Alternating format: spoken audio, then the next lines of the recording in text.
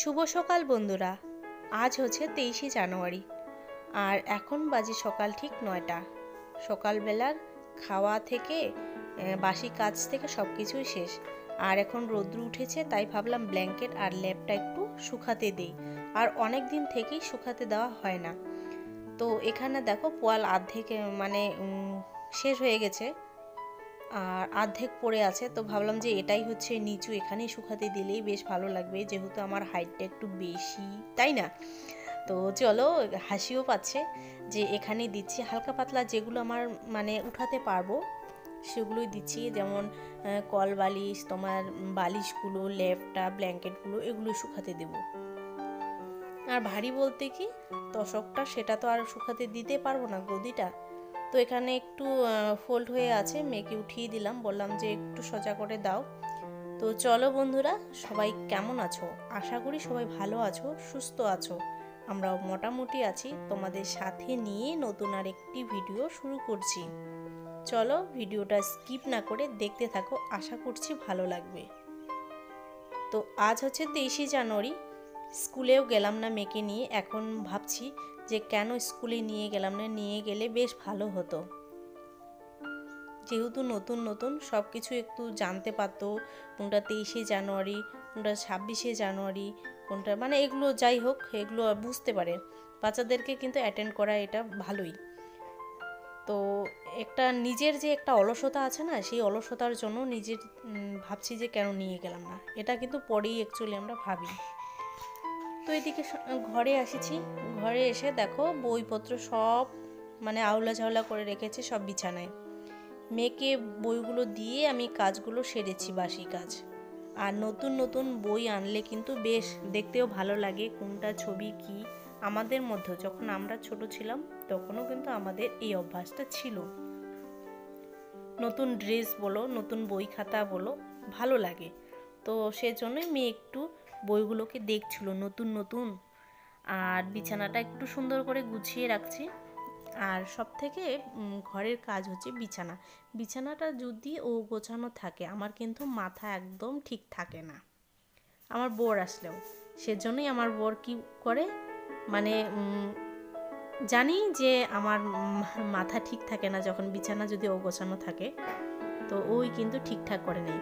এদিকে ড্রেসিং টেবিলটাও একটু নোংরা নোংরা ভাব আছে, যেহেতু এখন আর হাতে সময় থাকবেই না, যখন মেয়ের স্কুল শুরু হবে, তাই একটু কাজগুলো সেরে নিচ্ছি। আর এখানে দেখো অর্ধেক লাউ, যেহেতু ওর কাকিমা কাটছিল, তো কিছু লাউ আমাকে দিয়ে দিল। তো যাই হোক, এটা দুপুরবেলা বানিয়ে নিব। আর সুন্দরভাবে একটু ঘরটাকে সাজিয়ে নিলাম। আর সব থেকে গৃহবধূদের হচ্ছে যে বিয়ের পর যখন যে ঘরে ঢুকে, সেটা হচ্ছে নিজেদের একটা স্বর্গ, তাই না? আর এদিকে পাপোশগুলো দেখছি যে একদম নোংরা হয়ে গেছে, 2-3 দিন পর পর ধুতে লাগে, যেহেতু ঘরে বাথরুম, সবসময় পাগুলো মুছো, তাই না? সেজন্য ওগুলো ধুয়ে দিব স্নান করার সময়। আর সকালবেলা তো মুড়ি খেয়েছি, দুধ খেয়েছি, 2-1টা মুড়িও পড়ে আছে। ঘর ঝাড় দিয়েছি, কিন্তু দেখো আবার ঘর ঝাড় দিতে হচ্ছে। বিছানাটাও যে পরে উঠিয়ে নিলাম, সেজন্য বিছানায় অনেক সরঞ্জাম। আর বন্ধুরা, আমাদের কাজগুলো না কেউ দেখতেই পারে না। যেমন আমাদের গৃহবধূদের কাজগুলো হচ্ছে ঠিক ঠাকুরের প্রতিমার মতো। যেমন ঠাকুরের প্রতিমার সামনেটা কি সুন্দর ভালো লাগে, তাই না? কেউ তো আর ঠাকুর যখন প্রতিমা দেখতে যায়, ঠাকুর দেখতে, তখন কিন্তু পিছনটা দেখতে যায় না, সামনেটাই দেখতে যায়। ঠিক আমাদের লাইফগুলো, আমাদের জীবনগুলোও হচ্ছে ঠাকুরের প্রতিমার মতো। আমাদের পিছনগুলো কেউ দেখে না। যদি তোমরা নিজে একটা অনুভব করে ভাবতে পারো, তাহলেই বুঝতে পারবে। আমাদের কাজগুলো দেখা যায় না, ছেলেদের কাজগুলো কিন্তু দেখা যায়, তাই না?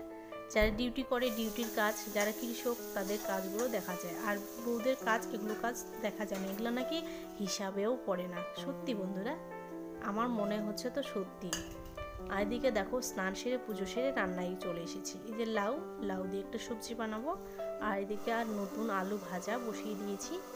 আর টমেটো ছিল, টমেটো এগুলো না আমার টক খেতেও ইচ্ছে করে না, তো চিনি মিষ্টি জিনিস দিব না, এগুলো একটু টক টক থাকবে, সেটাই ভালো লাগে। এগুলো হচ্ছে আমার জেঠি ছিল, ঠাকুমা ছিল, ওদের একটা পুরনো একটা রেসিপি, বেশ ভালো লাগে খেতে। তো দেখো এদিকে লাউয়ের সবজিটা আমার হয়েই গেল। একটু ধনেপাতা দিলাম, শীতের সময় লাউয়ে ধনেপাতা দিলে কিন্তু সেন্টটাই আলাদা। আর এখানে কোনো আমি মশলা অ্যাড করলাম না, মশলা দিলে না ভালো লাগে না, একদম বিনা মশলা ছাড়াই লাউটা বানিয়ে নিলাম। তো চলো রান্না হয়ে গেছে, রান্না বান্না করে খাওয়া দাওয়া করে চলে এসেছি। শীতের সব থেকে বড় কাজ হচ্ছে এই যে লেপের কভার লাগানো। তোমরা কি পারো লেপের কভার লাগাতে?